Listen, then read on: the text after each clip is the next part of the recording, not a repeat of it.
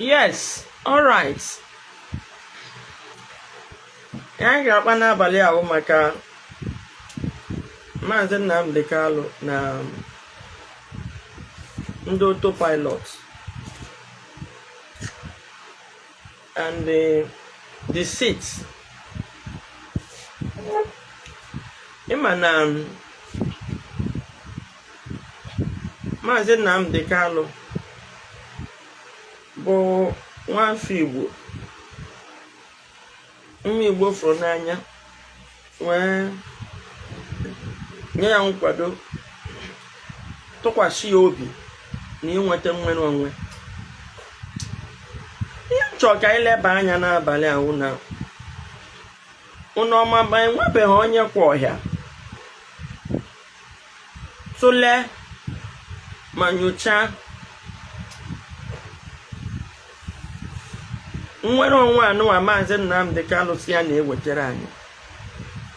How far? Anyị na-enwe progress, anyị na-aga n'ihu. After the war, from 1970 till date, adịghị m sure na ndị Igbo eluzuole mmadụ ka isi luzo mmadụ from 2017 to 2025. Our youths. Genesis, how are you? Welcome, my darling. Welcome. Ihe ndị Igbo na-amahụ na anyị etekebeghị time anyị gbakọ nnwere onwe Maazị Nnamdi Kanu na-enwetara anyị. How far we felt. Ọwụgoro na mmadụ na-anwụ na nnwere onwe anụwa Maazị Nnamdi Kanu na-ewetara anyị. Is it worth it? Maka ọ ya wee ebe o ji owu na m na-eme Maazị Nnamdi Kanu attack. Maka na ha ma na abụghị Maazị Nnamdi Kanu Igbo hụ n'eziokwu n'ezi asụsụ onye Maazị Nnamdi Kanu wụ ya na nnwere onwe ọ na-enwetara anyị a ga-agba n'aka. So ya mere ihe ọbụla ga-eme, because at a time ana m eche ihe a na-eji eme etuto Maazị Nnamdi Kanu aha ndị otu ya na-agbọ karị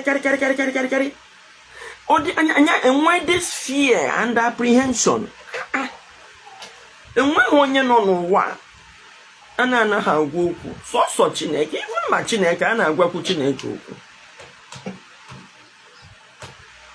ma Chukwu nna bi n'eluigwe a na-agwakwu ya okwu.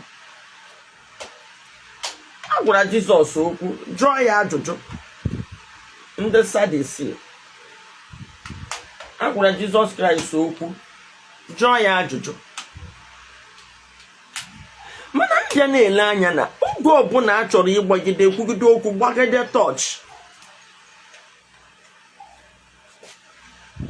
tọọchị gwarute ebe Maazị Nnamdi Kanu nọ, achịwe karịkarị a abịa werezie propaganda bulata ebe ndị Igbo nọ. Maka na ihe ka Nnamdi Kanu mkpawo Igbo masisi na-eso ya sheepishly. Enweghị ihe m na Maazị Nnamdi Kanu, unlike Ikenga na Ijele, ekwete m na the struggle. Ekwete m na enwere ebe anyị kwesịrị ịnọkọ ọnụ for once, ihe ga-ejikọ anyị ọnụ as a people outside politics, jikọ anyị ọnụ outside politics. So, and again, ọnọdụ obodo anọ anyị ekwesịghị hapụ onwe anyị porous no matter what. Kama na ihe m na-echewu na anyị na-blame our incompetence, our inability to manage ourselves. So, because now the inability to manage ourselves and our affairs, anyị na-ebi ihe ọbụla achọziri iweta. Kama anyị ga-eweta that thing, face the challenge dị n'ịhazi that thing. Anyị na ịsa hapụ ya. Ọtụtụ ndị na-ekwu na se hapụ ga the Biafran struggle. What is I get and what they are strong enough. Other than it, so okay, a low target say me they involved in the conversation. So ever I come no semba, na again what they were the one ka we na emeba like na ekwetem na aga to vote. I know anya akwadom Peter Ofuma go na 2023. Mo akporo ya that time Igbo project on him pro Peter Obi's yeah. So then I name when why you're not high even IPOB again what new house I would check on why in terms of it develop Igbo. So when them na you tie you when gahaga no. So that anya dia uchaya kamba ha pota. Ofuma. Ezoku na ihe dị na Nnamdi na-agbawa obi. Iro Nnamdi ahụ. Fu ihe Nnamdi na-eme. Enwenye gị ụdịka disappointment na-agbawa obi. And ihe awụ disappointment mana complain asụwete nke egwu ọ na-agbawa obi. Ọ ya mere ike nguru agụ. Ọtụtụ ndị mmadụ amaghị ama onye ike nga ahụ. Mana ihe ma one thing for sure, I like him what he can get she where you went here we present with it. Otam no na ọtụtụ ndị ga-feel na m ga-regret ngini ama m no ihe ọ ga-awụ.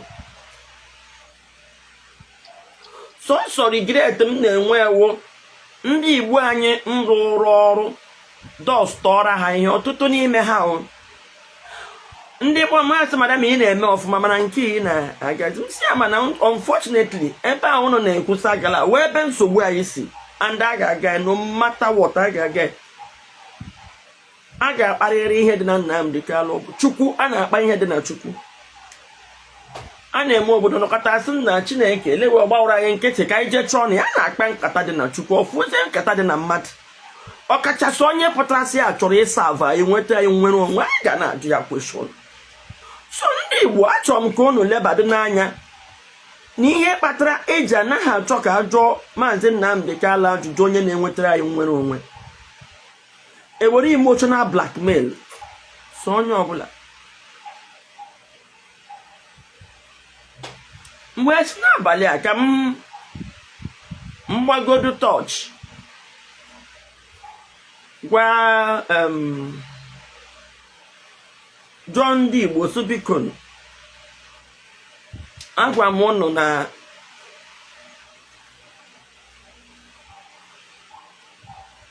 Maazị Nnamdi Kanu nwere nwaanyị ma jekwukwe ụmụ nwaanyị ọzọ ọ na-ekwu enweghị onye sitere down sị nwaanyị a na-arụbu ọrụ kemgbe na-agwa anyị nke bụ eziokwu sụlere okwu ọ na-ekwu anya ikwuachi nwaanyị a n'ọnụ pụta n'agbanyeghị otu unu si esirikwu ya ọ wụrụkwa the same blackmail and the same blindfold na-emere unu ka ọtụtụ n'ime ndị Igbo ji wee lere anya ọ na-ekwu etu akụnchi nụta ihe ekwuru maka Ifeanyị Ụba kwogbuo nwoke mmadụ ya nwụọ na aha Nnamdi Kanu iwu anyanwụ ọtụtụ ndị mmadụ amakwa nọ etu a ka echi kwogbuo iwu anyanwụ nwoke mmadụ nwụọ ha bịa na nke ma Lolo Nneka Chimezie ịma na ndị Igbo si ọ dị na nke ịtọ ya atọ n'anya nwere onye ga-ekwogbu m maka amamihe m na-eme amam ebe m na-eje ahụ eziokwu na ọtụtụ ndị aghọtabe ha anya emepebe ha and ụdị blindfolding na ụdị manipulation na ụdị brainwashing Maazị Nnamdi Kanu ji media brainwash ọ ga-afịa arụ maka na ndị Igbo anyị bụ ekwete na gị ijichara ike ihe aka Sowore nọ na-eme ijichara ike mee ndị Igbo kwete na gị ọ ga-afịa arụ ha ịpụ mana ha pụọ apụọ ọ ga-adị disastrous ya wụ na wee na-agwa onye Igbo na-ege m ntị ọkachasị ndị nke ahụ filere na ekwujuru ha ka record on ihe a ga gote na flash drive okwu am na-ekwu okwu m ga-ebido kwuwe unu ama use ya now maka ihe unu ka ga na-akpọwa iyi unu na-amụ amụ n'ikwu iyi mgbe kechi ha kpọrọ m iyi mgbe m na-etichasị ụlọ n'ala Igbo so enweghị ihe ọgwụ m unu show oketi gị isi m ebe ahụ echi m post ya ọ mara mma atago maka ama m ebe anyị na-eje no distraction no ndị ndị ahụ ka e wee menwere anya chịkwa oge mba anyị ga-ekwu ihe dị na Maazị Nnamdi Kanu maka na asị na-ekwughị ekwu omere ọnụ ndị Igbo ama nghọta m tata mana ka ekwuo onu ya enweghị ihe dịka ihe na-eme asị na onye a kwukwere ihe ahụ chọzi masị ihe akwụkwọ ihe onye a kwuru ọ dị mma ka ekwuo ya ijele ịbata na my life ka ị bịa focus ada no ihe anyị wụ na opu tipa bụ aja ịma ya aka kapcha jeni so o wee bụrụ na o ruola ọnwụ na ndị Igbo from 2015 to 2026 Maazị Nnamdi Kanu kwanyị na moto na ya na-aga ịdọtara anyị Biafra a na-agba ofe onye na-adapụ na-anwụ anya nụrụ bara na biko gbana brek ebe anyị kwọdo anyị eje a na-eme dịka ofe onye adapụ nwụọ ebe ka anyị na-eje dịnụ ka anyị lere ọnụ ya anya ọ bụzie na ka isi agba moto na ọ dịghị mma ka anyị nọgharịa ọnọdụ ịghọtago enwenye anya jụrụ ya ndị Igbo otu ahụ esi wee denwe ọnụ under siege mwala nnanụ m enwe na ọ na-enweghị meeting kama ihe ọnụ nọziwo ụnọ m na-enye report ofu ọrụ ahụ ka m ka na-arụ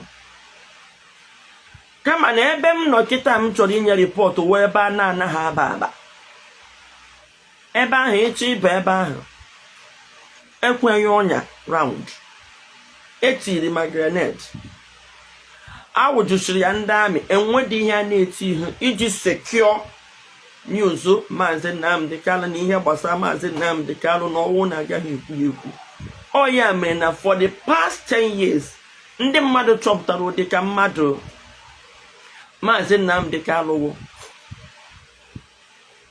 enweghị onye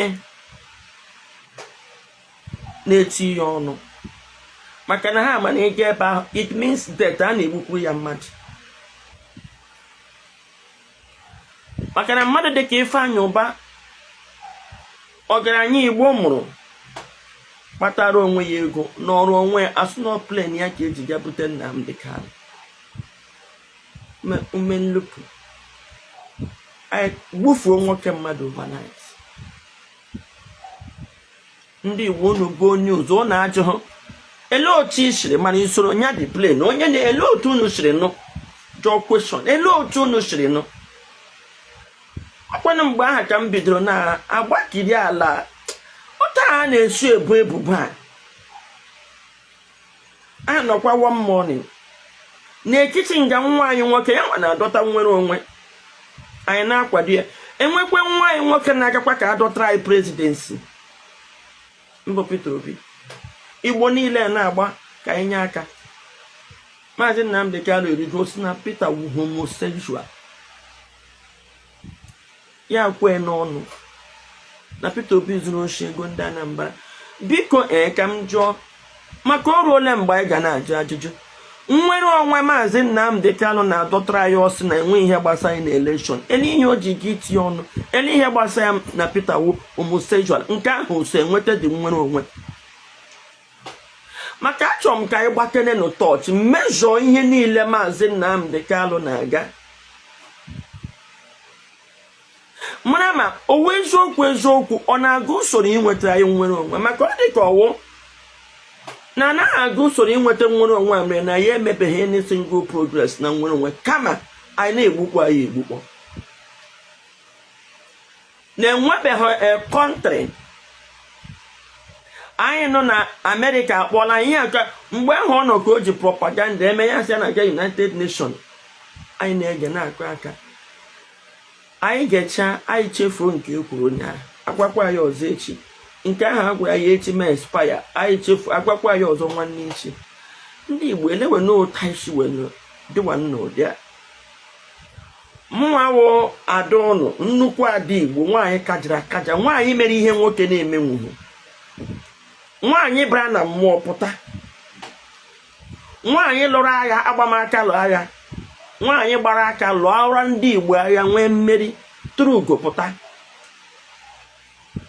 ọdụkọ na mba dịka m nwaanyị wụ ọwụ na m nọ n'ihe dịka be ndị Yoruba mmadụ dịka Fumila Ransom Kuti ọ ndị ga-atụnyere m na ha unu ga-etozi nke ikpeazụ a ka m towe m onwe m maka na amamihe m n'ọrụ ndị Igbo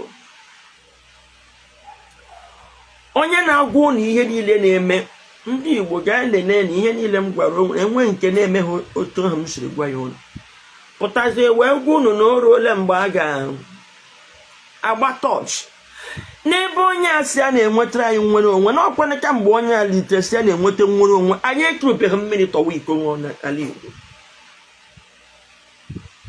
anyị kwetara na nwere onwe o mana anyị agaghị akwasa ya bụ nwere onwe mana onye na-edu anyị ije anụnwa omume ya na ka o si edu dị ije matters anyị kwesịrị ile ya anya maka na anwụnaghị nne ka a na-anwụkwana ihe nna enwebedị ihe anyị hụrụ anyị ga-asị nekwe ihe anyị ji n'aka kemgbe 2015 ị bịakwana cheki ihe na-eche aka mgba ndị IPOB na-enwe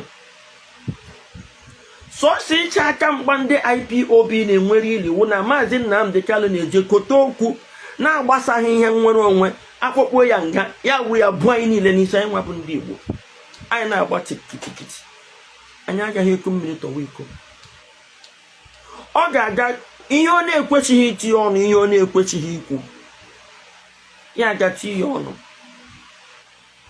ejide akpọpụtachi ụmụ anyị bịa mewe protest mmadụ ole ka agbagburu na mkpọ ha azochuo ya ekwuru ya ekwu mmadụ ole ka agbagburu n'obi Igbo gịnị ka Wike ji lelekọrọ ndị Igbo ịma na-ekwu na Wike gbukwa ụmụnna ya iwe na-egbu ọ ihe Maazị Nnamdi Kanu ji ọnụ ya gwa Wike nna ajụsio okwu ndị ahụ ọ na-ekwugasị ọ dị relevant ọ na-enye aka na nwere onwe onye nọrọ ọ nọ London na-aga na the same politicians ne okwu aga chọwa ụmụ mmadụ gbuo ọ na-ekwu okwu anyị were na-enwe fame na-achọ okwu na ọ dị too much then abịazie n'ala a na-agbagbuchi members ya and egbuwezie members ya nọ enweghị ihe ọ ga-ekwu maka na Maazị Nnamdi Kanu na-aba mba na-ekwu okwu otu iche na ọ dọwara battalion of armies dọwa ammunition si ga-eme agbọ home ya retaliate nothing empty threats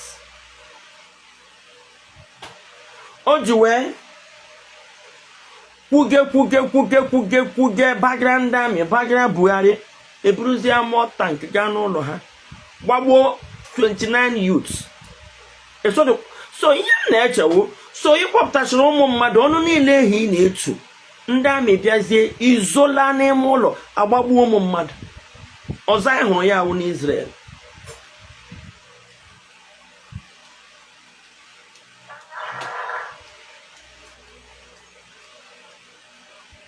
ọzọ anyị hụrụ ya awụ n'Israel agbagbuo ihe na-ewute m na a na-egbu ihe a ndị Igbo anyị aka na-eti Nnamdi na-ajụ so ọwụzi mgbe egbukpọrọ anyị ụmụ okorobịa anyị niile ka anyị ga-ajụ kweshọn ije na a na-agara anyị ọ na-agakwa n'anya ya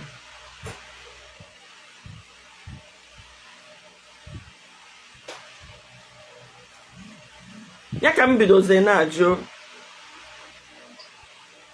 ha bido propaganda ha chefuru na anda atụ ibi ọkụ anaghị atụ ibi ọkụ maka na ihe m bịara wee ozi ọma onye ọbụla bụrụ onye Igbo ga-asọ ọrụ nwaanyị dịka m rụrụ unu eche na ọdịnarị maka unu na-akpọ Nnamdi Kanu prọfet nwa Chineke ọchị na-atọ m ọwa ọrụ ịrụrụ ga-egosi ihe ịbụ sọsọ ihe maazị Nnamdi Kanu mere anyị n'ala Igbo Chineke ji maazị Nnamdi Kanu kpọkọlata ụmụ anyị ọnụ ọ karịa ọnụ ahụ gwanụ m ihe ọzọ maazị Nnamdi Kanu mere enwee n'otu o jiri mee nwee negotiation one bit asọchige pressure na-etige ihe niile ahụ ọ na-ekwu n'ọnụ na-etige pressure Buhari bịa rụọrọ anyị iro Buhari bịa rụọrọ anyị seaport menit no ọ na-ekwu a na-agbagbu ụmụ anyị because ọ na-ebe a ya agwa ha collect their gun and shoot them so ndị amị na-eshut zina ha maka ọ ga-ekwucha ihe ọzọ ị ga-anụ ọwụ ha aga ụtụtụ n'ime ha aga buru egbe mebiga ma ndị amị na ihe mere n'obi Igbo a na-akpọ nwike ọ nọ n'ebe ahụ ya kọntrolu ụmụaka ọ bụrụ nwụọsịrị ha ga-aga ma ndị amị n'ihu asọ ihe gburu n'obi Igbo ọ nọkwa obodo oyibo ụmụnne ya ndị chọkwa apụta eme protesta na-ajụ edide agado n'ụlọ ha bụzi ụlọ ha ebe ka ụmụnne ya nọ so o jizi wụrụ ụmụ ndị ọzọ ka agbagbuchiri ajụjụ ka m na-ajụ maka ndị Igbo o ruole mgbe anyị ga-ajụ kweshọn bifo ya konju ịma na ọ konjum ga anyị mgbe ọ mmela tichasịarụ n'ala Igbo maka IPOB a na Nnamdi Kanu iwewole ndị Igbo ebe Nnamdi nọ na o butere ha kalamiti adị ekwuzi okwu Nnamdi ihe a na-ekwu n'uwe otu acha azọta onwe ha today Enugu state government na-eme my business attack. Do you know why? Ndị Southeast governors chọrọ itinye IPOB ha na-achọ itinye abụọkwa na ha like IPOB mana omume Nnamdi Kanu na ihe o mesoro ha gịnị ka o mere ha mgbe Nnamdi Kanu si nga pụta wee na-akpọkọ youth anyị wee hụ na anyị ahụ na one person dịka Ojukwu ga-akpọkọlata nwu youth anyị ha si n'okpuru na-enye ya support ụdị support ọbụla ka m hapụ ịkpọ ihe ahụ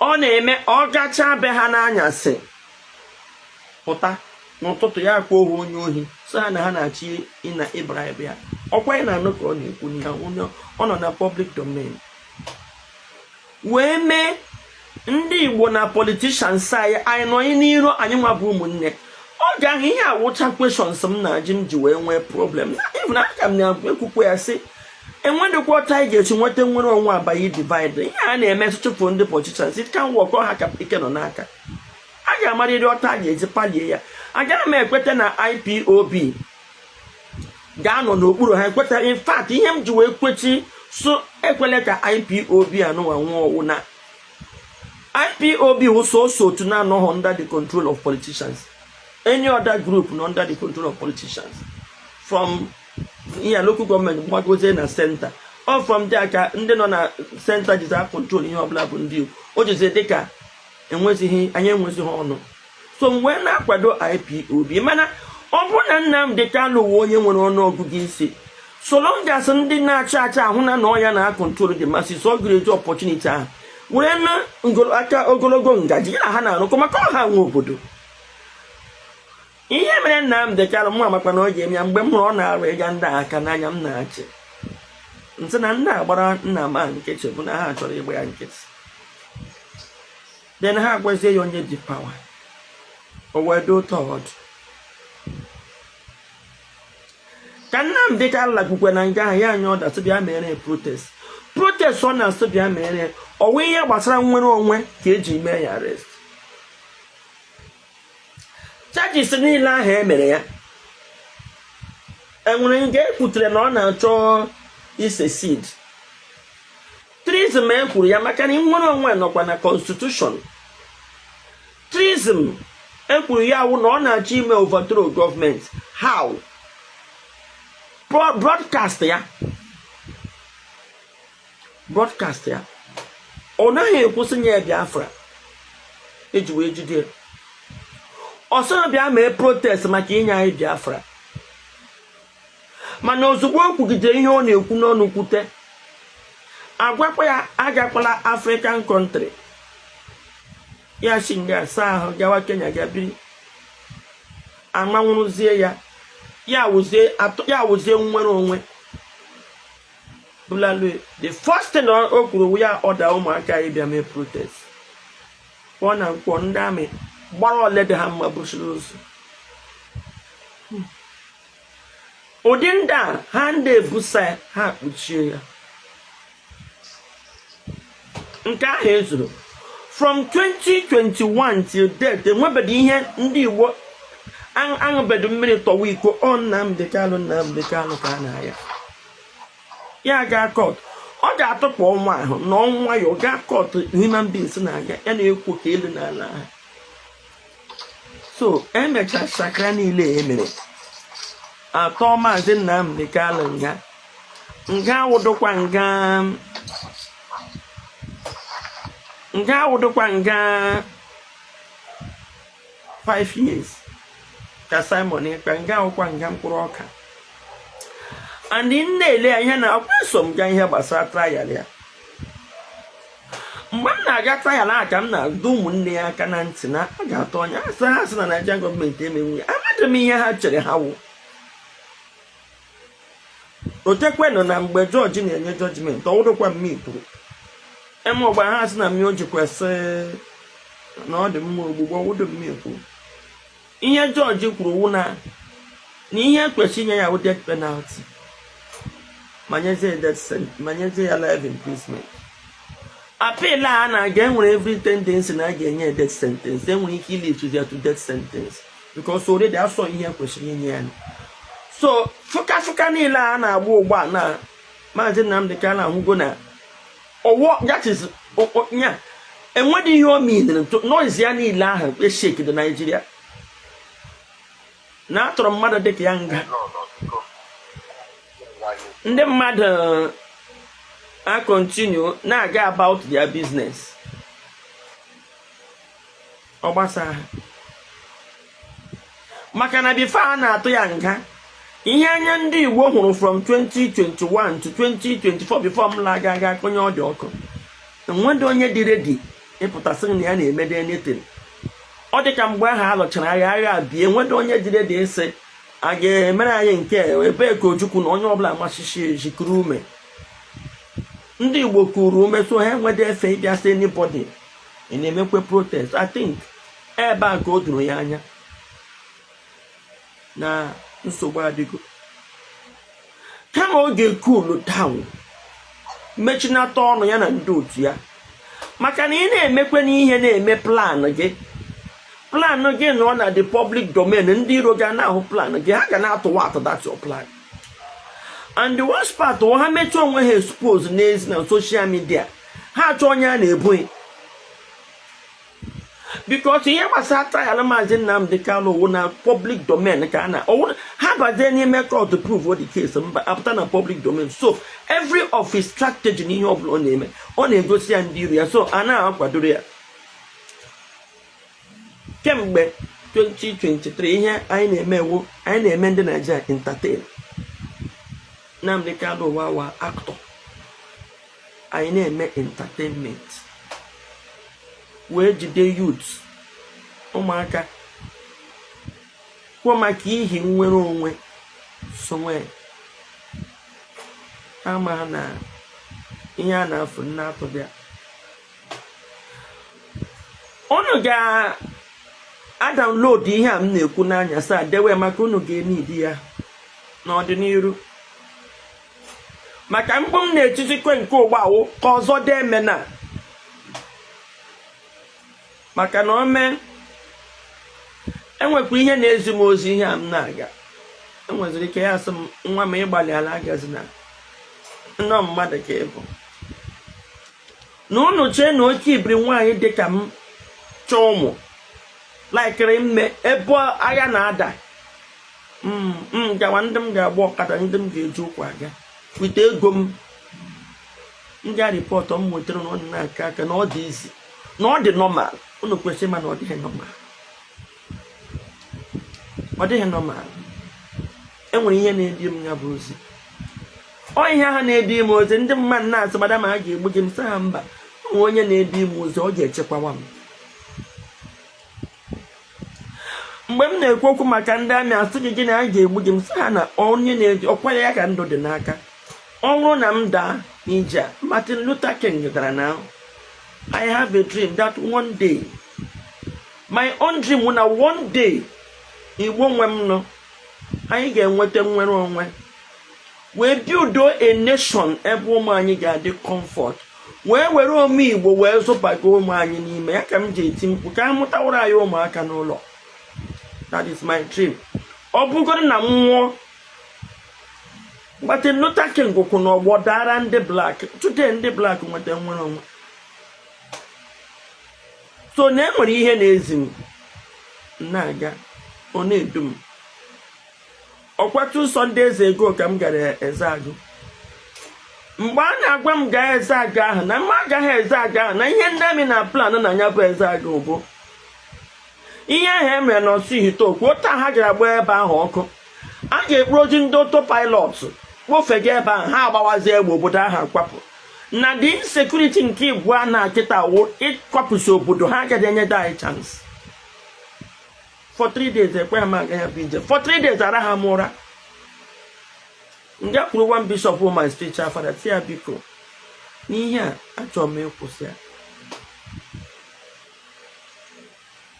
mana kemgbe 3 days enwebe m peace ọ sị m na ọ dị sign ọ ya my spiritual father ama kwụsị na mana m na-aga mana m bekee afọ kpere m ekpere.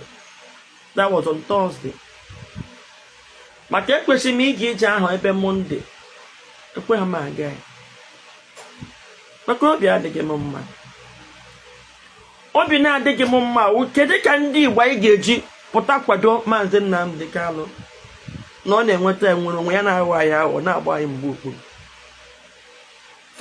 dịnụ m dịla anya na itinye ọnụ ebe ahụ onye ekwere mere na ndị niile matara ya laa azụ lakpuo maka ịpụta kwuo okwu ewure propaganda were ohi were achị na-edere bụm maka na ndị Igbo adịghị attached to him even na enwere ndị na-eche na ọmọwụdo prọfet ma ọ bụ Chukwu apụtaghara chọrọ nkasa akpọ Maazị Nnamdi Kanu tiga aha ndị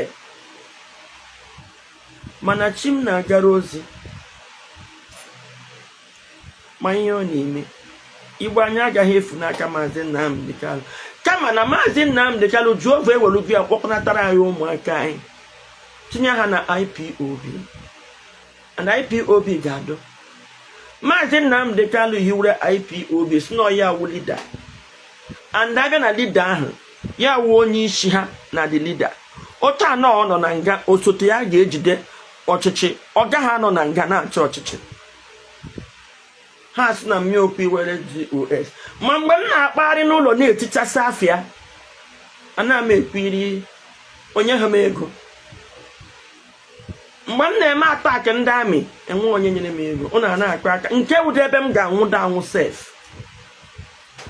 ihe ha ka asarị dịka ụbọ one man bịadema ya under siege ọ nwaanyị chụpụrụ ya mmetigide enwere ebe m kwuru okwu asarị ya ma ndị gọọmenti ama na-edikoodu ụlọ asarị ha achọ igwe o ji mapụ na Channels Television ga confess ya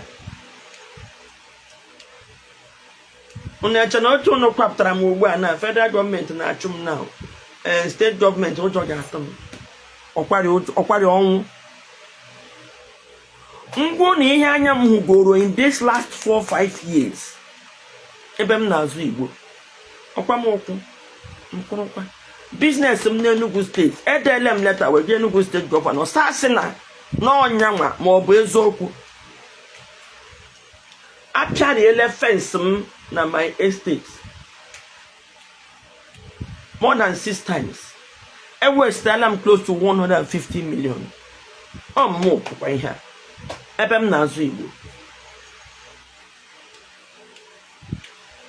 ọkwa m okwe shekiri m maka na agba m na onye ziri m n'ọrụ ụkwụ m n'azụ na ọ ga-enyere m aka ịhụrụ Igbo ga-adụ mma IPOB ga-adụ maka ahụ Nnamdi Kanu uwe onye isi ndị IPOB maka na oge ụfọdụ ndị mmadụ ịkpa IPOB ya dịka sokpọọ maazị Nnamdi Kanu iche mba ihe anyị ji sobu ya bụ maka nnwere onwe ndị otu o ji enweta anyị nwere onwe IPOB ya bụ otu ga-adị nke taa m ga-ekwudebewe ya n'ụlọ echizi anyị ekwuo maka maazị Nnamdi Kanu na-achọ igbu IPOB a ga-agwa ya Igbo ya abịa kọrọ anyị rizin o ji iche igbu IPOB otu nụ ọkpọ ji kpọkọnata ụmụ anyị ndị nwụrụ anwụ anwụọ na ndị nọ na nga nọ na nga ihe a wenye gide m nsogbu on Thursday m ga mitie nna ya ukwu ahụ my spiritual father isi ya lekwa ihe na-enye m ọsọ m mba ada ị ga-aga ya maka na ihe m ji bịa n'ala azụ ịga ya for how long ka ndị Igbo ga-anọ n'isi ofu onye a na-atụkarị anyị trọbụl then mụnwa na-abịa na-ekili na-asa n'ọnụ then ọ na-eme my business affect wute ego m ọnọhụ m adị m simple ụfọdụ sị na m na-enọ m te ihe ọ m sachasị ahụ otu a ka ihu m dị egote nwụrụ m ụdị dị expensive te nga m ji ego m na-agbagharị ka elu n'ala ha egote nwụrụ m expensive cloth iyi na ha and yet enwere ana m akpata ego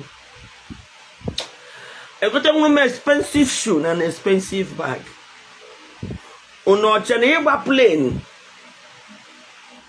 nna m daa n'Enugu m daa n'Owerri m daa n'Abuja nọ na hotel because of maazị Nnamdi Kanu for 1 week ọkwụrụ ma ihe nọ na hotel na Abuja wụ na-eri ihe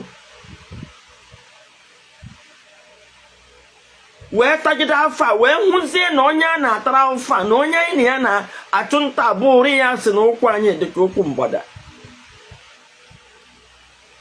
asị m etile ya ọnụ o mechile ya ọnụ na another insecurity bido m bịakwa kpagharịwa on Sunday mgbe ejube ese ebe Ezeagụ na amụ onye Enugu amama ebe Ezeagụ na-agaghala m ya mbụ wee na-akwụgharị ajụ ese kedu ebe a ha gbara ọkụ ndị amị wee nweta ofu onye maziri m ebe ahụ wee si Enugu were public transport si Enugu pụta kwụsị na Opo bus stop were ọkada ihe mgbara n'ime ọhịa 30 minutes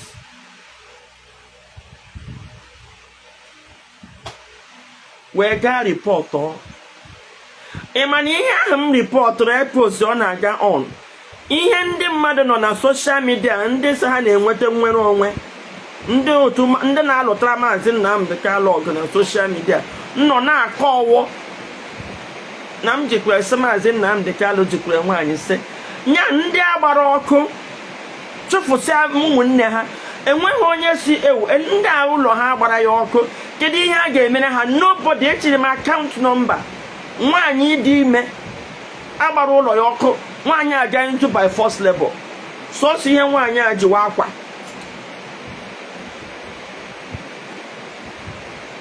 ihe a nọ na ya awụ na-akọ onye nọ na nga na-ebi ka eze keep ndị Igbo busy in the last 6 years busy nke bụ na enwere oge anyị ga-apụta eji anyị nọrọ ya sit-at-home ma emere ya protest ị na-ajụkwana kedu ebe o kotere okwu anụnwa o ji nọ n'ọnọdụ a na ilema ihe anya ndị Igbo saa anya lema ihe anya ihe maazị Nnamdi Kanu ji nọ na ọnọdụ ọ nọ ugbu a na ihu na ọwụwe ihe gbasara nnwere onwe ọ nga ọ chọrọ ka ọ dị famous na Naịjirịa ga na-eti ọnụ ebe ọ na-ekwechighị iti ọnụ ewere ya gbukpọrọ anyị ụmụaka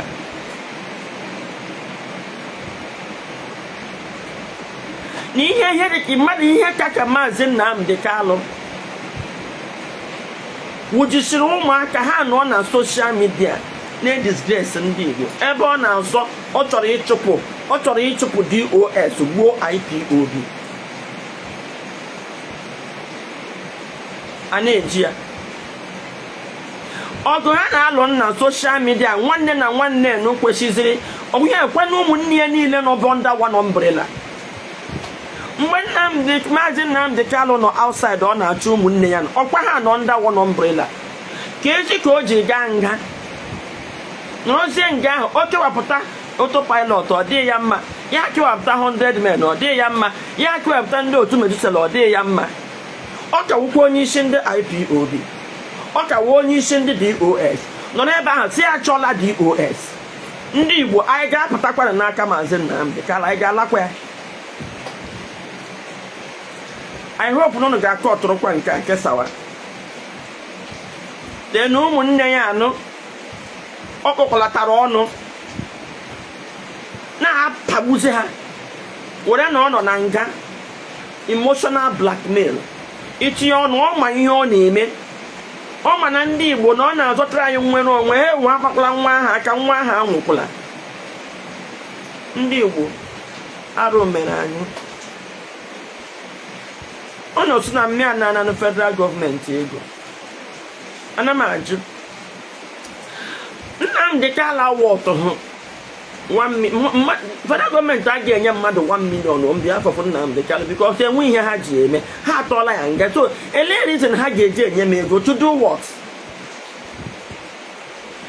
Ha nye m ego ka m gwa ụmụ ụwa na Maazị Nnamdi Kanu nwere ụmụ nwaanyị mụsịrị ya nwa ka ọ gịnị. Ihe a na-amụ kwuo ihe ọmba na-ekwu ya dịka wụ na nke a na ihe eji wee ewu ka e were emotional blackmail, ka e were blackmail ụdụ nọ all news ọhụrụ na. So federal gọọmenti ma ya already, ndị ma ya na ọ bụta ihe a na-ezo ezo kama no you dare not come out and say it open na ịpụta ebo ochie na ọfụrụ ya wụ ihe m ji nya nwaanyị lara no fight federal government to a standstill. Ha nyere anyị efe fight Asadikubo to a standstill. Ya nyere anyị efe ọ meet ni ndị autopilot onye nwa ka ọ ha nwa bụ ndị ọka na-afọ ha nwa na social media ugbu a na-ama a ga-etitukwu n'ike. Ihe ahụ unu mere mbụ na a ga-eme ya ọzọ. Ọka mụ agaghị akpagharị nwụzi. Ngozi Orabueze wụ prime minister agbaala ndị amị na ịla ha na-alụ agha agala na village nọ iru onwe ha gbaa ya ọkụ. O release the statement a whole prime minister ọ garudu na the scene of incident, scene of crime. Ọ garudu there elema na prime minister na-eme na-alụ agha adazie like Ukraine. Ana m ahụ ebe ọbụla ndị Russia tụrụ bọmbụ ọda na Ukraine gị hụ president ndị Ukraine ya gbara ọsọ gaa dị na ọ dị akwuo okwu ma adres ebe ka our own prime minister nọ. Ndị Fulani herdsmen egbuola mmadụ isi n'Owerri. Ebe ka prime minister Ngozi Orabueze nọ. Elewe n'ihe na prime minister ọkwa ya ka m ji wee gwa ha okwu sometimes sị ha biko ha bụrụ steeti ha gawa na ebe ahụ ha nọ maka na ike ha nọ na America na-enwetara anyị in exile. Then ịnọ na exile ahụ ịnọ na-akọsụ trọbụl n'ụlọ. Then ndị nwanagịla ha na-alụzi agha bịazie wakpo ndị ọ na-esowe prime minister ha enweghị ihe ị ga-eme. Ndị Igbo n'ọhụkwa how gullible I dị. Unọhụkwa how gullible I dị. Ha hụ na nwaanyị a atọdụ federal gọọmenti ụjọ, ọtụtụ ndị gọvanọ ụjọ, ha mara what I can do. Ha bụ ụzọ were propaganda ha. Enwere m ihe ka unu ji asị na edere eji m eziokwu. Ihe m sị ndị Igbo, ihe a m na-ekwu maka Maazị Nnamdi Kanu ndị fil na ọ dị emefe ga unu flash.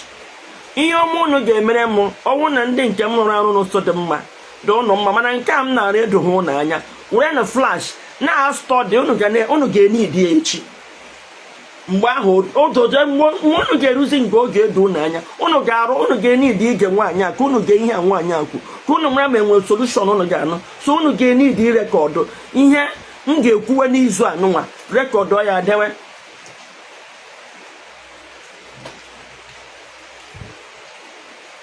unu ga-eni di ya echi.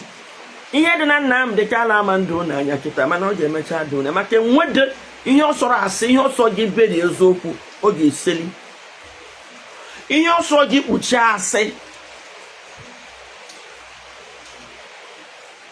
ọ ga-ekpughe. So Igbo nwe m nọ, like I said, ọ bụdị iwu na unu ga-ewere ihe m kwuru mana unu ga-afa ya na mbọ na ọnwụ na ya elite ha nwụrụ anya. Maazị Nnamdi Kanu did pledge anything inweta freedom ya. The first freedom o nwere o pledge 29 lives of our children. Maazị Nnamdi Kanu ma provoke ndị amị abịa mee Operation Python dance. Ọkwụnụ nwere ihe mere youth anyị na Operation Python dance. Ya ga constitute BSS n'obe na-eteka salute ọkwa ya kpụrụ ndị amị gawa be ha o.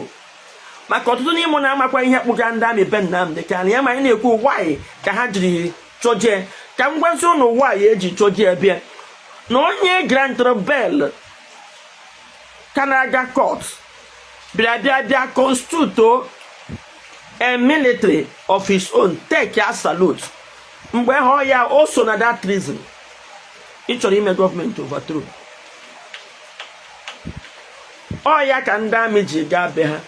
Ọ ma na ihe ọ planụrụ, ọ ma na ndị amị be ebe a ha ga-agba egbe.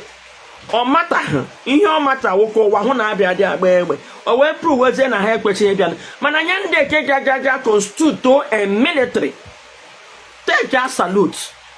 What was he thinking? And then ebe ọ ya wụ onye isi agha adazie ebe ka ọnọdụ mgbe agbagbuzi 29 people ochide agha hapụ be ha ọ tụrụ ọnụ ka ọ fere efe ka ọ mara windo. So ọ macha na ọ ga-agba ọsọ. Why not? Ọ macha na ọ nwere ike ịgbapụ n'obodo a ga-ejide. Why not nye Jos mgbe ahụ ọ nọ na ndị amị na-abịa bịa ya abụla gana ma save life. Maazị Nnamdi Kanu can give anything inweta ihe ọ chọrọ including lives. Ọ chọrọ ịma unu ọma mmadụ ole ngworo carelessly n'ihe a maazị na-eme and maazị mana ha ga-anwụ mana because na enwere ike ịgbagbu ha mana because ọ chọrọ iprove a point ya kwapụtacha ụmụ mmadụ. Ka m jụ na unu attack ndị amị bịa n'ụlọ ha ma gbagbuchie mmadụ ebe ka ụmụnne ke nọ ụmụnne ya na ụgbọ a na-abụ ego.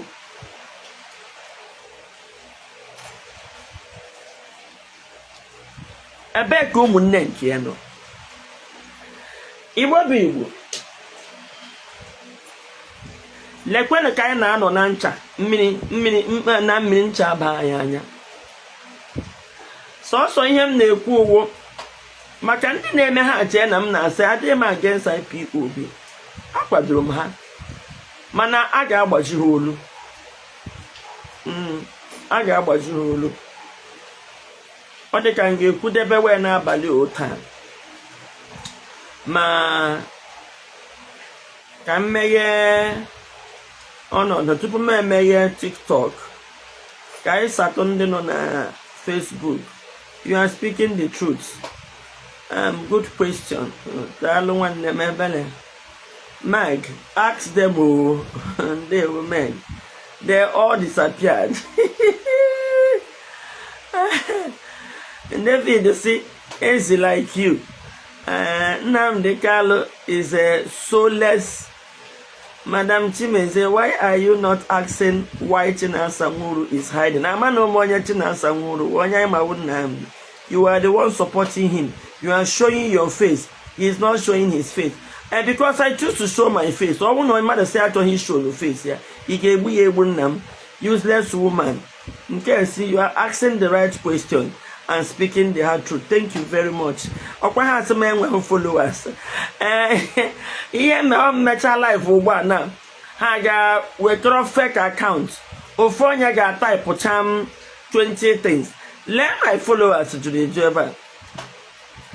So you don't know all these things when you were supporting. Where is this thing? Lolo, you are asking the right question. Okay, nke a si useless nke a si na mama ya wo useless and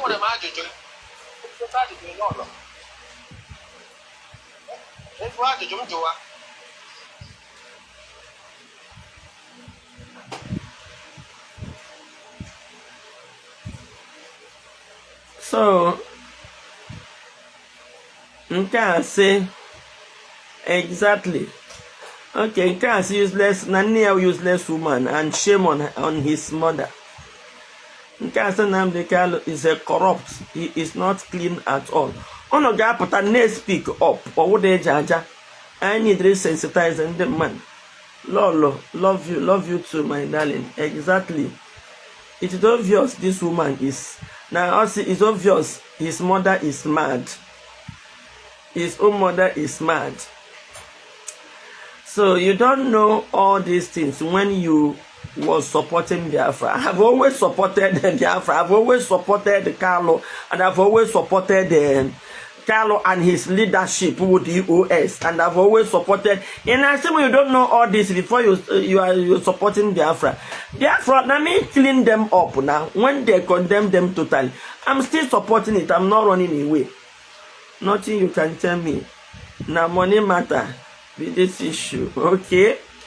If the government that I'm exposing their military when he can go, okay, yeah, so be it. One them, Lolo, it's a matter of time. Everyone will know the truth. I just now. No matter how much they want to bury the truth, it must surely come to limelight. You can say it's obvious this woman. Okay, I won't get my mind and demand. I trust my people. You are asking the right question, speaking the right truth. Useless woman. Kanu is corrupt. He is not clean at all. Shame. What a shame. Good evening, Ada. And they will want them. Amaka Cosmos. Amaka is a useless woman. Lolo, you are asking the right question and speaking the truth. God bless you. Nke say good evening, Ada. And there was so nke from from Facebook. Ka ime parent TikTok you can actually gara hora 2 minutes. Onye ikwu ke kwufura aga ma say stop, I will just cut you off. And I'm cut off because when I'm iwe udo nde we biko 2 minutes.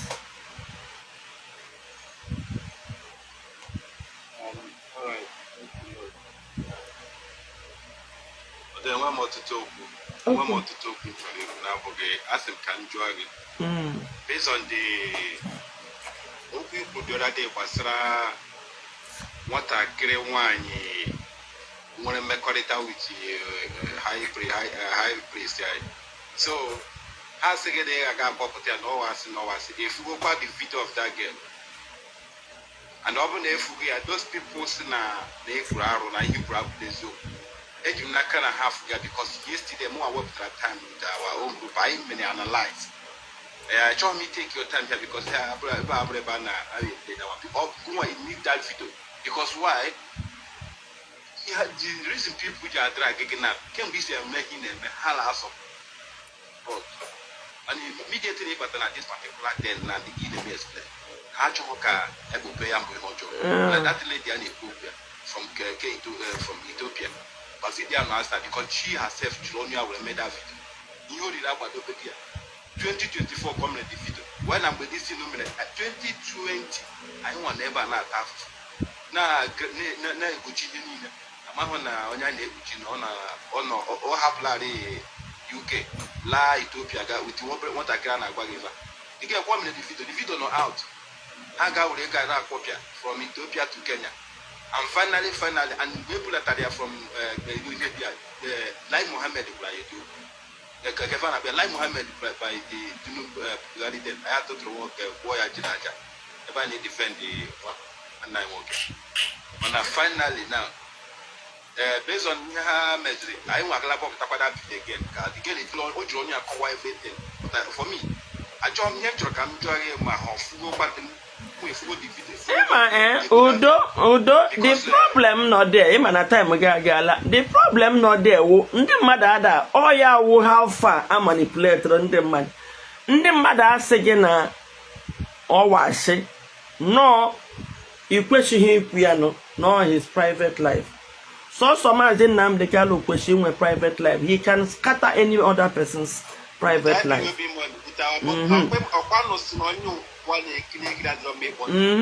So udo ihe mere n'ọwụ na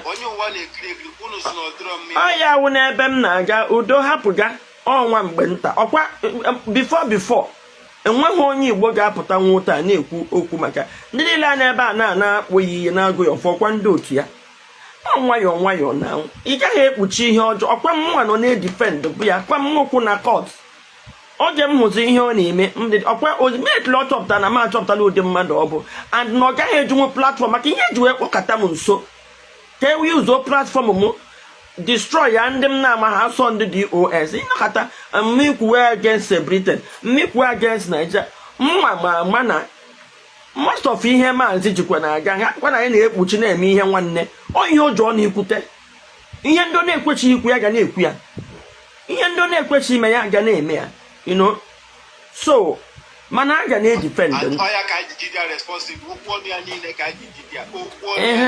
so nna ihe mere n'ụwa na ihe mere n'ụwa ọnụnwa mana ihe m na-agwa gị bụ na ihe gbasara nke m nwanyị ga-aga lele nwatakịrị ekwuola m ihe m ekwuola m ekwe n'ide m ịga lewe nwatakịrị ndị niile ndị mmadụ mana ama na ihe a mere eme ihe m sị gị na ihe awụ ndị na-ebu ihe ndị busara ihe awụ federal gọọmenti na ndị South East governors push this news to drag me down ọwụdụ sọ ha ga-enwe the capacity ile anya na dị ịma na social media most of ndị nọ ihe na-eme ugbu a na ndị ofe mmanụ juru na platform ndị Igbo maka abịa m le ịga na nke ha kwa a na-akpọghị iyi ịga na nke onye na-akpọzi dị iyi so other Nigerians anọ na wụbatacha na-etige confusion so ịma na federal government na onye ọbụla wụ Nigeria other people mana mwu a strong voice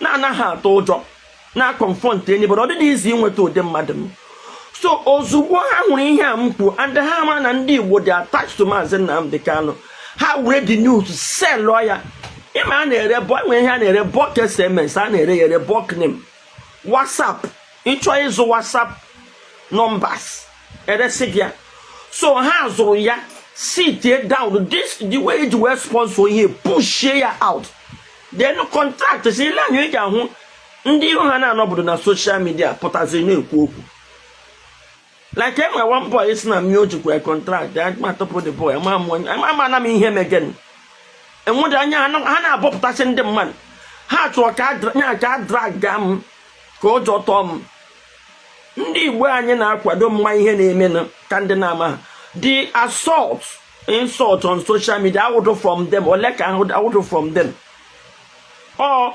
Nigerians ndị like na ile mgbe ijele na-ekwu okwu ijele si na m dị tribalistic the only person ga-agwa ya ụdị okwu ahụ onye Yoruba mmadụ dịka Abike dabere na ya ha ama na ihe ndị Igbo ji m ya egwuregwu that boy pụtasị na ya awụra tel na ya jikwa si anyị mara n'ebe otu na mmesi ha ya sapụta na m kwuo ya si Igbo youth esokwule ma na ihe maazị na ihe ele aha ya ratel bozu kwuru maka ịma na support on Lord so na our youth si ya na azụpụ and o mere ya fet o lose so many followers so ịma ọ bịakwa taa m with that boy mụ ọtara ya na and then ndị ọzọ na-abọpụta so onye ndị niile ahụ mmega ata ka asarị ilekwa anya ị ga-ahụ na ijele ekwu ewelekwara asarị kwuo okwu na mbụrụ asarị ebubo asarị akọntra that's how it works so ị wụrụ onye na-echidi ike mgbe ahụ gị were ụjọ rila mana the point wụ na because of this nonsense anyị etike confusion n'ime anyị and onye aka m tiwere gwa ya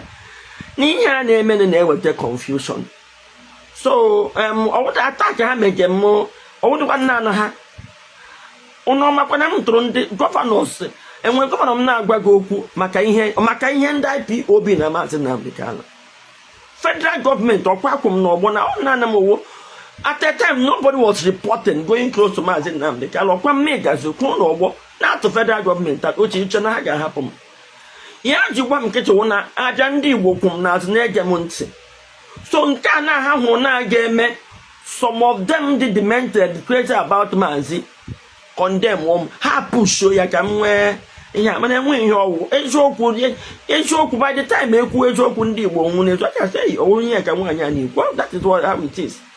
Mgbe m na-akparị n'ụlọ ụnọmakwu dị attack m na-enwe from their social media people now. Mana ndị nwe olileanya si na ọnwụ na ndị be need them nda na ndị be ghọta eziokwu. That's all I need. Ndị be ghọta eziokwu about Maazị Nnamdi. That's all I need. Yotago enwere nke jide m na nwoke. Enwere nke jide m ebe m gara oshi.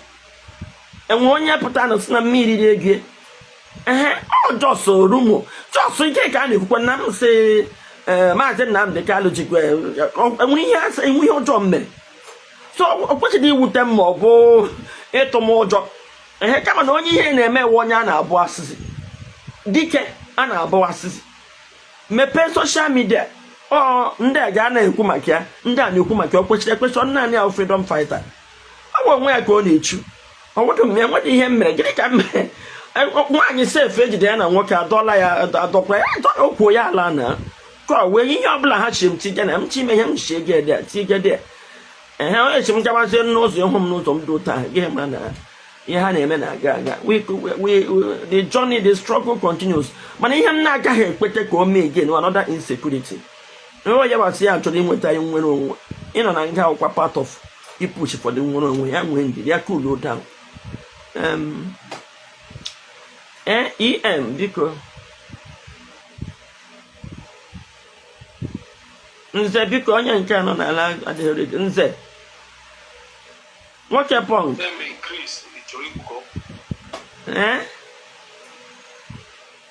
Nze kwuwe onye nke a adịbeghị nwoke punk ọkwa ịhụ na enwere ka m si trim onye atụdị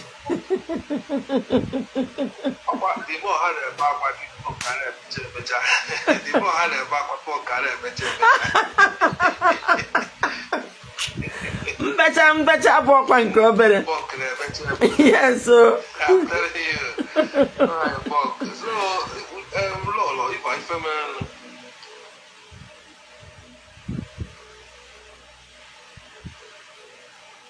network nse how do you store onye ha yere egwu ọgbakwo inside amụhụ na enwere people onwere mmadụ n'aka na ife ndị ekwu ana m ana ihe na-ekwu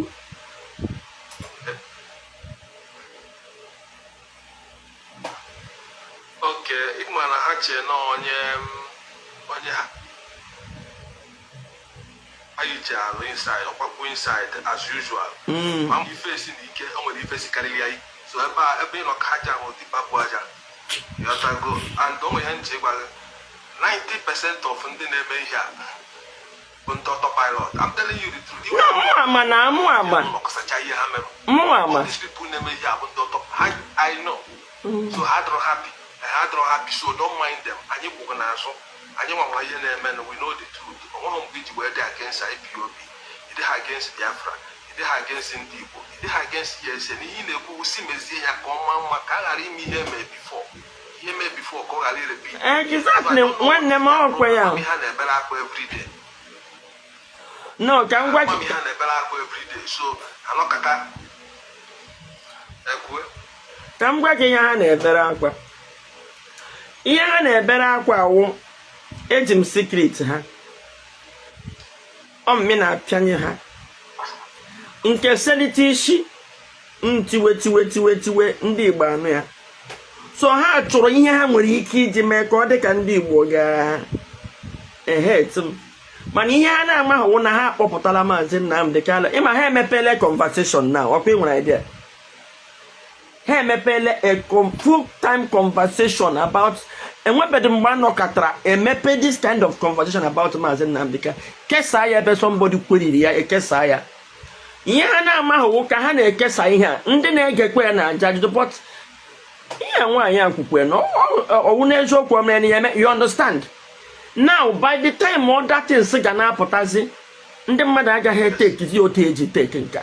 So to them ha na-aṅụrị na ha emeriele mana ha ma na kịta ka ha bupụta Maazị Nnamdi Kanu and the conversation have started.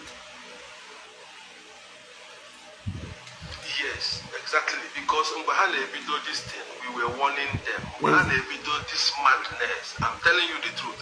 A few people never we were warning them. Weapon the more attack. Tinya Hamas in Nnamdi Kanu as the best.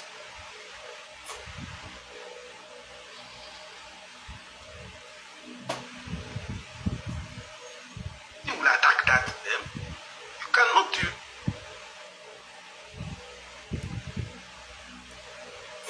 Use Nnamdi Kanu to go and blackmail somebody. Nze hold on.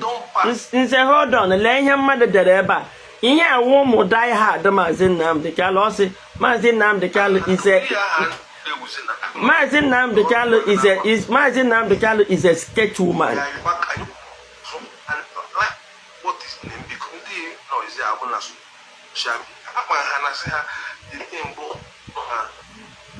Nze m ga-take it down. I'm going to take it down. Our people. Like I said to you. Nze ị ga-agbagote again. Maka noise the too much. You come back. Once you come up, m ga-enye gị space. Biafra. Ele onye wụ dis EM nọkwa n'ebe a na-achọrọ ikwu okwu. Ị ga-agbada. Lolo. Hey. Yeah, Lolo, good evening. Good evening, may Chuko Kikabiama bless you. Thank you. Great job. Thank you. I just come here to thank you and continue your great job. Thank you. We see a lot of things on media. This is how we the media take insult. When would you say the truth, they come after you that they don't like truth. They said they need a journalist that will be saying it the way it happened. And you come out and doing this job the way it is, you are saying it, but people be against it. But I'm here to tell you to continue the job. Because what you are doing and what you are saying, you are tormenting them. That is why they are doing all those things. And those who say that they love Nnamdi Kanu now, they are the people that support Egberima, put Egberima where it belongs. And exactly the same thing that we do now to Nnamdi Kanu, they have already put it there. So with the IPOB under the DOS, we will restore Biafra. There's nothing they can do. Their blackmail can never stop us. Exactly. Their insult can never stop us. So continue and saying the truth. The ancestors stop the Biafra land. We protect you and guide you from the enemy by the power of Chukwu Ikabiama. Thank you. Lolo. Thank you, my sister. God bless you. God bless you. Bye. Good night. Thank you. Night. Yes. Good night. Night. Okay. Henry. Hello, Lolo. Ndewo. Good evening. Hello, Lolo. Kekime. Ọdụ mma nna m ndewo. No.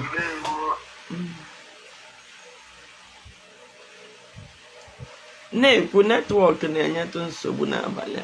Please, I will stop this live on Nze because Nze was speaking. I will stop this live on Nze. Ka m gaa zuru ike. Ana m ekene gị eziokwu. Gratitude. Echekwara na oyi anyị mgbe anyị na-eti na ọ dị. Okay, Lolo, asị m ga-echeta nnukwu mkpụrụ because na 2 years ago, o nwere onye apụta nkịta. Yes.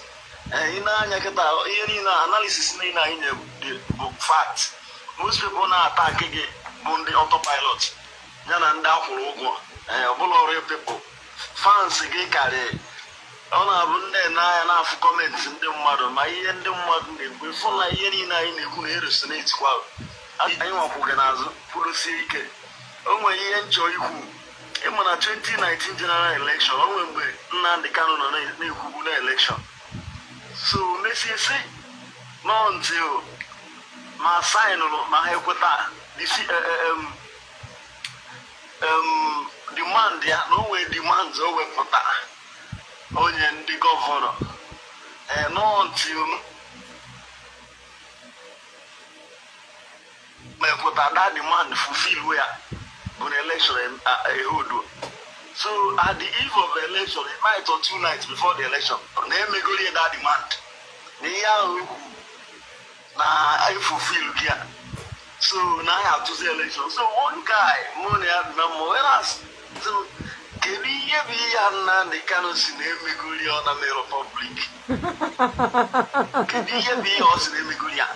If no maga, more video question about this man, that's it. So no way demand on you, and don't know that demand public. I also never fulfill Gulia. If you know, I can't on the governor on the Kia, if what you know, so and he has said to say, obviously, you or more handling. So, no, then, Imana, I knew 29 cable and can down the Kanu budget. You say, would that need too much? I'll slaughter our youth that day and can not bend the Kana. Because, all the 4 more BSS. Now, salute Makia in the women and the buy actually one kills you. What can I say? No, Macarona fight for Biafra, maybe when I put it. So, only one of our governor, or president, or former security militia, take a salute and honor Label. Man, I can recall you at any time. Ojana, now may you have government to not pass government more you way. So, you may have you. You damage you have your mayor. I couple on a fight club by you. Timana, Nnamdi Kanu. A well record they give for those you table. See you on a whatever they would 28 youths that be a work Ketiabu Jack. So, I can tell me a Olafa. Nandi in a Ebu. Nike. Ola any single name.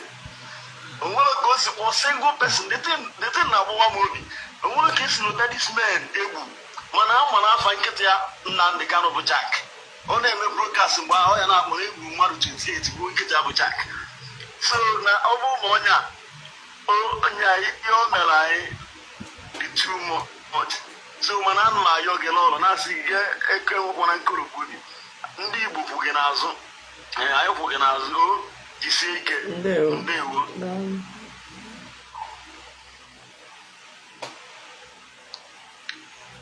TikTok. Okay. Lolo Briquel. One no, Mamma. I got it.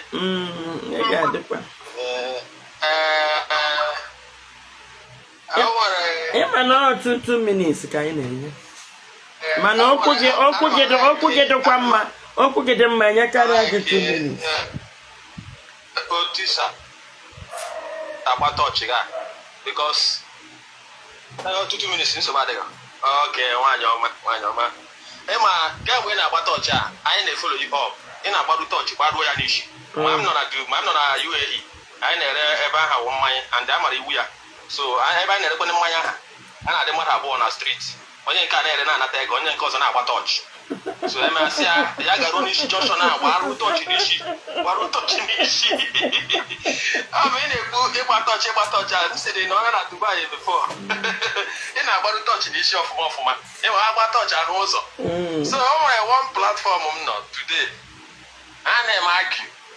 Before then I say na only ballo na la Yoruba. They will for then I say only Yoruba na Sibo.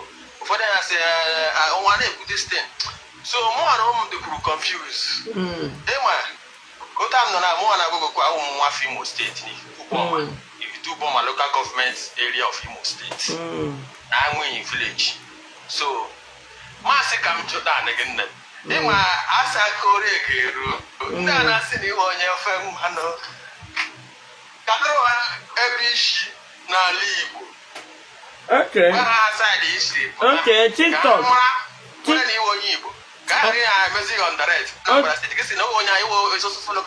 Okay, TikTok. Owo na onye ọbụla bụ onye Igbo si ama Lolo Nneka Chimezie bịa na-asị ka m gwawakwa ha ebe m shi.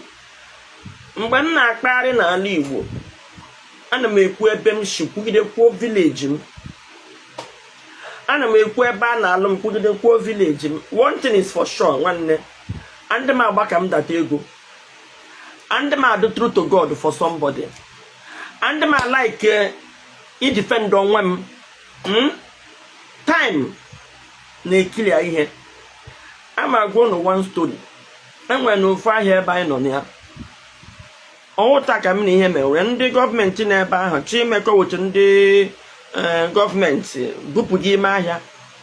mena ha giri we nna anam self almost ama ngam logidere ha wora ashe blind sand mmadu ota ama mi ihe m logidere for 6 months I was standing tall na alo until ndị mmadụ get na ajo question mechaze ndị mahia konukom na za ichito that government even amechaze yo biko tungwa ke me ka da mekta ya kure ga court ya kota local government I dey local government ta si no kwesi he bata ya kpọta ọba chụfuche ma polisi nsị ndị mmadụ ka anyị gaa kọt anyị ga hala kọt ugbu a na ndị niile ha na-akpọ abịa ga-eme anyị gaa kọt ị gaghị ahụ na ihe eseli ka ya so ngwa ka ya mezie elekshọn ha ndị ova ka hapụ idisgresi ya anyị kwe na anyị niile nwanne maka m na-alụkwa ọgụ ihe igbo na agakwa m na-asụ nwanne ndị abụrụ ya ele ihe m na-alụkwa ka anyị mezie ihe udo anyị mee the election so m gasịzi oke na ebe ọnwụ na ahịa nke ahụ anyị nọ eme n'ochie kama gọọmenti ga-abịa ka anyị ga nata akwụkwọ inoveti ahịa I kwete change asoke ke change the government I change the government the new chairman I tiri shi na azu ga kporo onye Yoruba ya ga nata that allocation ko we nwe ike use onye Yoruba nwe maka ọma na soro ka some no dia no business maka mgbe ọwụ chairman my own section I'm secretary ekwedem the guy ma ria ahụ ma iri ego ma ime so up so mana no time dey very much involved ya ga kpoto onye Yoruba so onye Yoruba the thing I dem we meet njo so na wash so nsọ ndị mahịa na anyị ga-anata ha họọ kọmiti ndị mahịa so oke nọ mmụ ga-elide the kọmiti mbido n'ọrụ gidigidi m sa ga-anata datman nọ ndị mahịa ị ga-eji aka ya renovetụrụ onwe anyị mahịa ka anyị wee nwee ike inye standard asọ ha gide ekpe nchụ ma chairman nchụ local government chairman nchụ market master deleta market master bịa gwa m sị madam Pinto ihe ya na-alụ ndị executive m si na ọwa ashị na ịchọrọ iche ego ọgbaghara n'ebe anyị na ndị m si ngwanye na anyị leta hapụzi executive nwanne makwa true to the award gegideze chairman asa anyị ngwa na anyị weta 10 million aha a ga-enye anyị car park a ga-enye anyị ihe ka cheke ihe nọ n'Isolo almost 1 plot of land anyị ga-eji na-eme offloading plus renovation 10 million ndị ime ahịa amaliela emepere na akaụntụ ndị mmadụ edo na-ewetara ego ha mana ihe a na-aga inwe isi ha na-ekpuo m n'ọfịs chairman anọ m gaa ahụ mechaa ihe m na-eme ka m pụrụ developer abata sị m madam Pinto ga m akpọ aha my business name sị m na ya chọrọ ịhụ m nsị ya ngwa n'ọwụ gị na-enwere ihe ọdị ya sị m nọ maka renovation maka m na ya na-agbazi n'ụgwọ na m na-anapụta ya da akwụkwọ m sị ya biko na ọchị ime that meeting na m ga-akpọ my committee meeting ya dị adị m eme meeting iche ya gwazie chairman na ya dịrị report m chairman sị m nọdala enwe ihe ọsụ chairman na ya esetụla ọla everybody ya afọ madam Pinto that is ọnwụ na mamịrị na-aba mmadụ aga m aba mamịrị da because ihe awụ onye ofe mmanụ m na-ajọ nwe so ụmụnne m anaracha n'ego ọnwụ na onye a na-egbu mmadụ ugbu a na ọmụmị nọchiziri ya ụzọ so chairman sị ya mara n'ihe nye ndị ọdọ nye ya ntụta ma na-akparịkwala m ame developer onye awee developer ọwụ ime ahịa nke nọ m n'aka renovation nke nọ m n'aka ka m ga-anazi nye ego nye m for what I can renovate it then ọwụ nọ maka ego si apụta ihe ewu ọrụ ụmụnne m dịrị m so ihe ewu enwe mpụta n'ime ahịa busa ya n'ime ahịa ya na-ekwo ha were speed kọọ belụ kpọọ na a ga-akwasa ndị ime ahịa sa ha na ha try ịkwasa this committee chekọ ha ihe ha agazie n'akịkịta ha kwasala ndị ime ahịa so oke ụnụ kwasa ya agịdị enwekwe na anọda committee ma ọ wụhụ nwaanyị a kwuo m wee iwe na ụmụaka akparị m gawa ebe m na-aga so eventually mana ha nyekwa onye Yoruba ahụ that innovation mee were propaganda onye dị ya sị madam Pinto asị mere nke m gawasị ha hapụ ya na falsehood ọ na-eme expire na ihe na-eme eme expire wee eziokwu falsehood kama na ihe mere na we need to punch that falsehood ewe ya oghe is a matter of time ya shiwe ka nshi mmiri mara don't worry m gawa ihe ewu 6 years ago ị mana n'ime ahịa ahụ na onye Yoruba ahụ na ndị ime ahịa 80 million enwebeghị ihe emere na-achọkwa ịna ha ọdọ ngwa ihe anyị meziwu anyị gbazie mbọ chenjizie that gọọmenti ọ dịka etu a chọrọ iji Peter Obi chenje ndị a wee tige new people ha mezi audit ndị mmadụ na-ebezi madam Pinto gwakwa ya agwa so my brother and m adụtụrụ to God and m emere mma na explain onye ọbụla sị na Lolo Nneka Chimezie ndị nụwa n'olu m ala Igbo anụnwa m hitichara ya mkpụrụ na ọgbọ kwuo okwu ama ekwu ebe m shi kwuo nwa nna m sef kwuo Nnewi onye ọbụla na-asị na ya wụ onye Yoruba ọ dị irrelevant. Time shall tell onye shebushi eziokwu ga-emecha abụọ. Ndị niile anụnwa nọ na soshal midia na-atụ ashị ihe ya ga-awụ nke ha. So nwanne agaghị m abịa nke ụgbọ na please gị na ha asị ha amadị onye ebe mgbụ inidede m onye ebe mgbụ. In fact, in the first place ọ ga-awụ insecurity nọ n'ala Igbo eketara amụ onye mgbụ ha ketara amụ onye mgbụ. In the first place, we are not meant to know each other. Ihe mere anyị ji mara each other wo enwere insecurity. A woman na-apụta ịma na ụmụ nwoke Igbo ugbu a na-awụ jos ha na-akwa m gberegbere nwe ihe ha pastara because ọnwụ na ụmụ nwoke nọ n'ala Igbo nwoke ibe ha dị ka asị dịka ọbịabịa kechie ala Igbo ọ na-alawuhu ụlọ nwaanyị apụta tichasịa ya na mpụtara ụgbọ asụ biko n'ebe a ka insecurity achị na anyị achọghị ihe ọzọ. Mmadụ dịka gị TikTok anọ n'ebe a na-akọ asịrị maka iso ha pụta ya asị isi na nkọta ọnụ gị ọsọsọ ihe a ka ị ga-akọnwu. Enweghị uru ọzọ ịbara ndị Igbo ụdị asịrị a ka ị ga-akọ TikTok na-eme ha onye ebe mmụ iji onye ebe mgbụ eme gịnị. So nna ị ga-agawagodo nwa emefu ụdị asịrị. Hapụ ihe m na-eme m dị ka asịrị ha asị iwu onye Yoruba iwu dị onye Yoruba. Get out. Senior.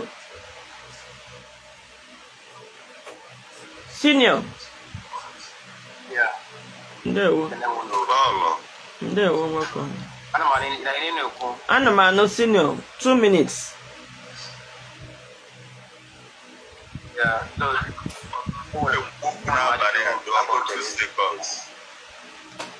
Senior na-ekwunu. Ngwa John. Before m na-eso mmadụ amala ka ime ebe onye abụ maga. Okay, nwanne. So ndị ụmụ nwanne dị kwuru okwu ebe a sị na ndị US ga-erestọrọ Biafra. Okay. Eji m ịma ka ga-esi restọrọ Biafra ka dị template awanji achọ dị Biafra. Ihe mere na o wee mee gị chọta nwaanyị ahụ awụdụnụ m onye DOS ọwụdụnụ m ekwuru dị okwu ma onye bịa nga ya kwuo nke dị ya mma. Nnamdi Kanu wụ onye isi ndị DOS so ọ na-achọtakwana Biafra. Ọ Nnamdi Kanu ka ị ga-ajụta template maka a na-ekwu okwu DOS a gị chefuo na ọha leadership IPOB and Nnamdi Kanu wụ the leader of DOS ka ọnwụ na okwenyezi na Nnamdi Kanu. So ihe ị ga-eme wee ga-aga Sokoto John Nnamdi Kanu the template o ji achọtara anyị Biafra. Did I answer your question? Okay. Good. Okay. Let me ask you this. Let me ask you the second one. Okay. We do this your journey. Is it in our touch? We do from also. Ebido them from also just ebido them from also just kwuo mgbe m bidoro ihe m na-eme ọmụmụ mgbe ebe m bidoro. Unless we bidoro so mgbe m report ga just agaala m far before also say. So you make a public matter and didn't cause the problem as that is the politician and Nigerian military how they cause the problem. So how come it was a U-turn? What is the good and that's not the card and Simon and the different question I'm not the problem that is. Okay, ele mgbe m kwuru sọ Nnamdi Kanu ele otu m shiri kwuo sọ Nnamdi Kanu na gbughesi ndị mmadụ na ọkọs ga insecurity. Enwere ike ịkọwa otu m jiri kwu ya.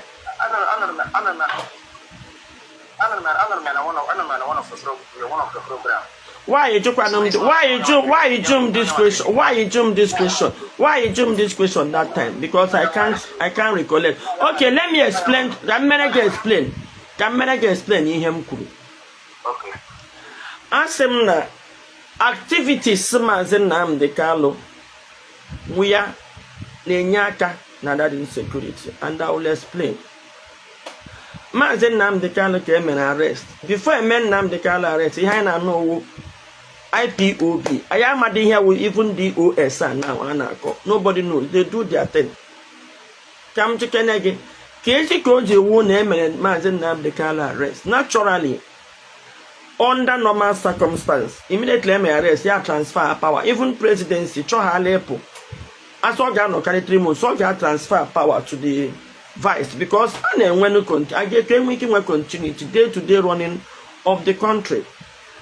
IPOB is an one 198 countries, so over 1 million members. Here I would hear Ghana and Ghana control because then when decisions need to prompt, attention. So the first thing I gave me, I will not be sincere and honest, I will not know who they are say personal property or gauge there. Yeah, we speed the transfer power. Banyeze nanga, the moment of Nanga has seal over Ndo Tiabido plan how to push for his release. Manamazi Nnamdi Kanu Brananga, Ozugbo Brananga, the news of IPOB Jebenile. The next 9 row, Osakala, I saw somewhere Kaibro, they kewa puse DOS. Emmanuel would the leader of the DOS. And there's a would be DOS shift from IPOB. They say each because actually they move her. Then I never put DOS. They remove Mazi Nnamdi Kanu. One is in the DOS from DOS. A calculated attempt to sack his executive. Lolo Nneka Chimezie, please, point of correction. Mazi Nnamdi Kanu about the leader of. Hold on. So, from General Emechage Bagutam, we cool low down. From my own, I call your grandma, say some no young, I would the leader of the master. I will remember market for that investigation journalist. Okay. I will name my head. Okay. So like him name just explain now to Jeromo. Now, so him will quote that all of a sudden I know what Simon Ekpa. And Nnamdi Kanu they attached to that Simon Ekpa because lawyer here put on TV say Nnamdi Kanu seen Simon Ekpa who his disciples. Now, in the course of my investigation,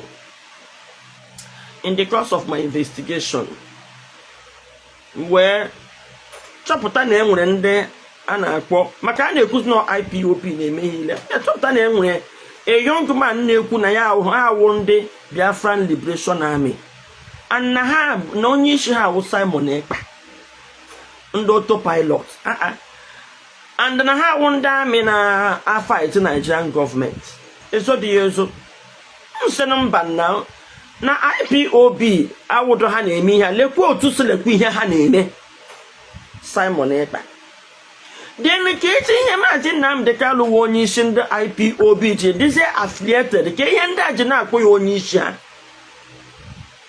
and then ile anya ebe ihe mere ezo onye ezo mana ọka igwe mana kedu afịa Osumohu arọ ndị zog ọwụ jento di yahu if na ọ na-echecha ebe ọ gbara ndị mmadụ egbe o mee ya kelee so ọgamwo igwe butu ụzọ na nna ya ukwu wo Simon Ekpa nna m ezoro onye ezo and then ha dị na-agbakwa ego onwe ha na MNK not to the IPOB as a body.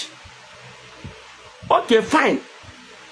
Insecurity can't adaje nwo mo ma nwenye now assuming na MNK enwedo to jiri puta what Simon Ekpa aha there wouldn't have been that insecurity no law.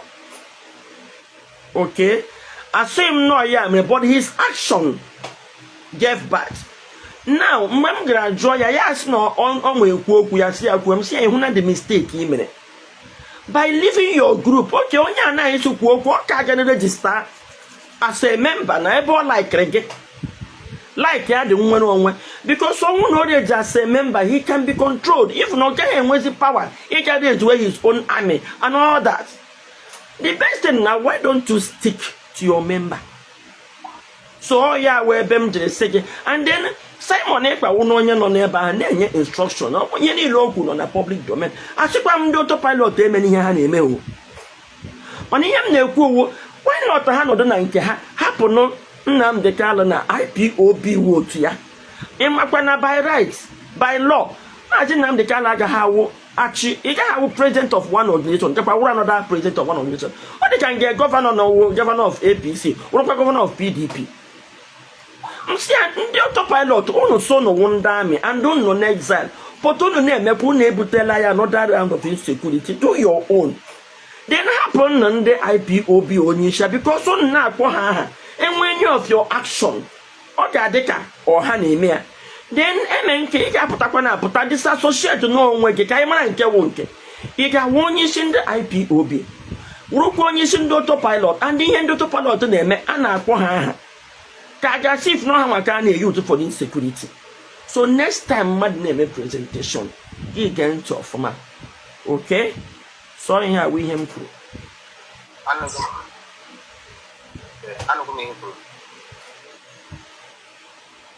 G.O. Lolo more was you book now. I let him and energy Shina Park here by Chamano, Arabugi, Gepotabia Zena Leib, Nala, Biafra, and message journalist investigator. Get him and energy, my daily business in the men of Lagos State. They have business about him and the chairman. Oh, We are facing a very formidable arena. General.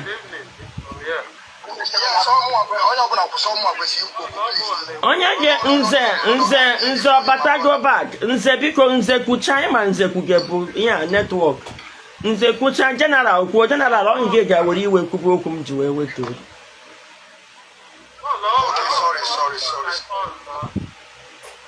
nze ngwa kuchazie nke gị mba nze na-ekwubu wee mwepụ ya because of network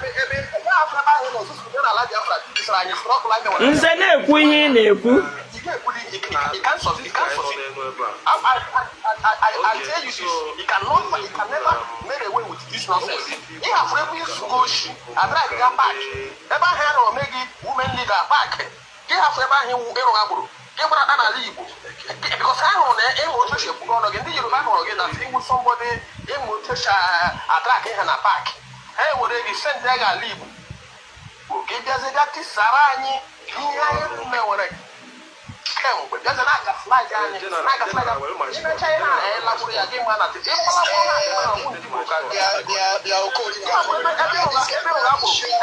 China why you cannot respect yourself and ask questions? No, I'm trying to remove him. Network remove him.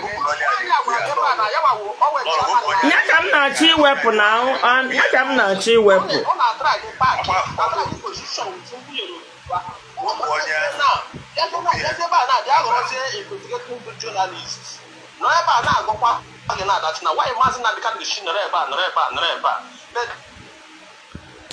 Ngwa nze. So all have rebel make a business. If I am a woman,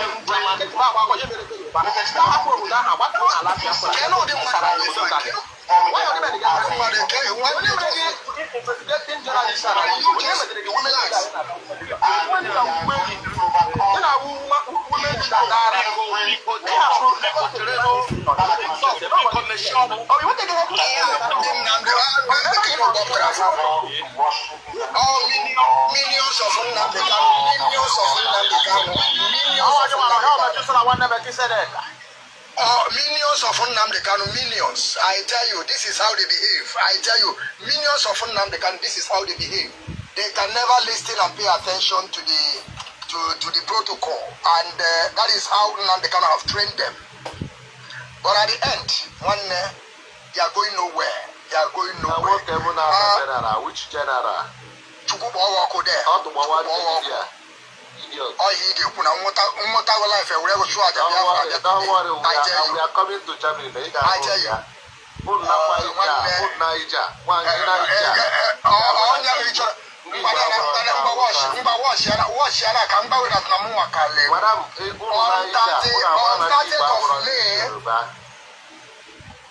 On 30th.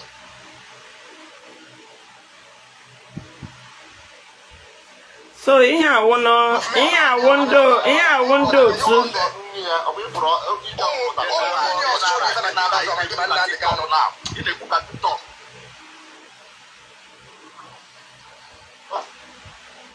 All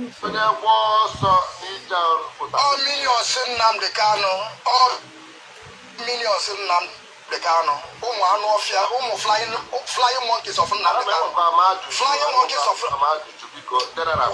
measure even and keep as well. Measure even more than Nnamdi Kanu.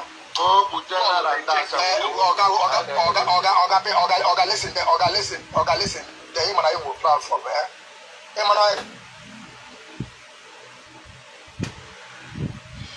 Ka chukwu kpọọ ọgaghị ọkụ bụ Nnamdi Kanu. Chukwu kpọọ Nnamdi Kanu ọkụ. Agwara gị na Nnamdi Kanu ga-ekpekata akwa wefu life imprisonment ya.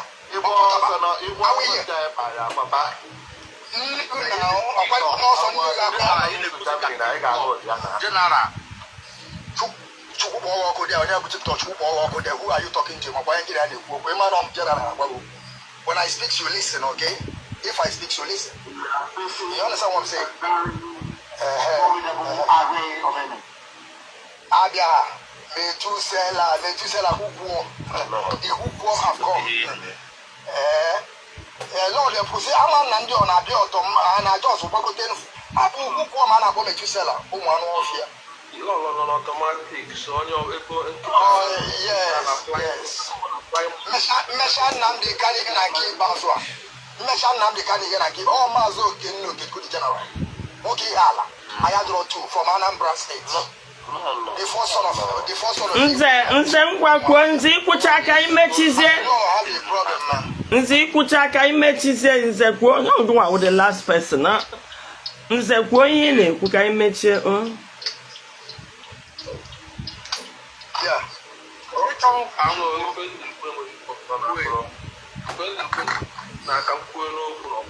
A na-eme ya line by line. If you look at you are not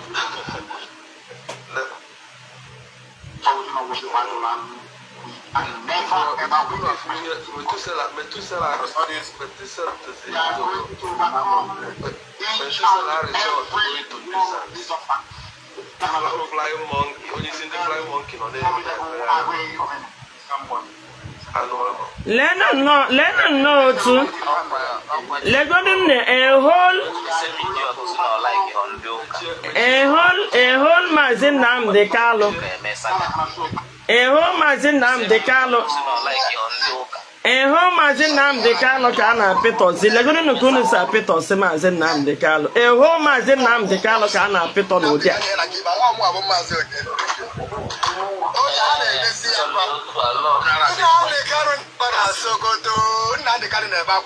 Nekwe ihe a na-disgrace.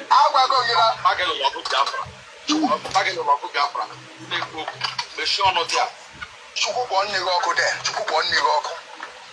Mmecha Nnamdi Kanu ihe na nke ikpeazụ a. Akwa ifuru na Nnamdi Kanu na-ebe akwa na Sokoto. Yes. No, I will ga-eme ya. Udo.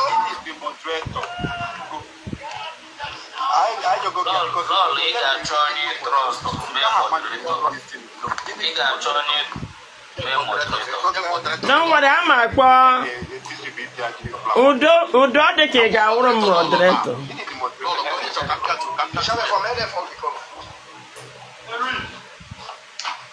Ihe mere na ọwụ na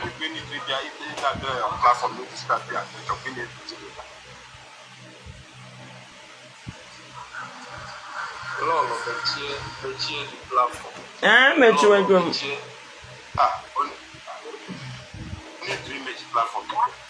No, emechago m self. I never emechala m. No, emechigo m self. I'm finished now.